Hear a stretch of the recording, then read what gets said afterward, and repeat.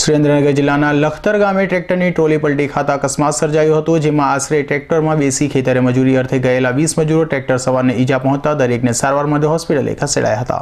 સુરેન્દ્રનગરના લખતર ગામથી આશરે 3 કિલોમીટર દૂર આવેલા સોગડિયા દાદાની જગ્યા પાસે લખતરના રમણભાઈ કલ્યાણભાઈ પટેલ ખેતરમાં મજૂરી અર્થે વણકર વ્યાસમાંથી 20 માણસોને ટ્રેક્ટરમાં બેસી વાવેતરના કામ અર્થે લઈ ગયા હતા અને ત્યારબાદ ખેતરનું કામ પૂર્ણ કરી બપોરના 12 વાગ્યાના અરસામાં ખેતરથી પાછા ફરી રહ્યા હતા ત્યારે અચાનક રસ્તામાં આવેલ વળાંકના કારણે ટ્રેક્ટરની ટોલી પાછળથી પલટી ખાઈ જતા અકસ્માત સર્જાયો હતો।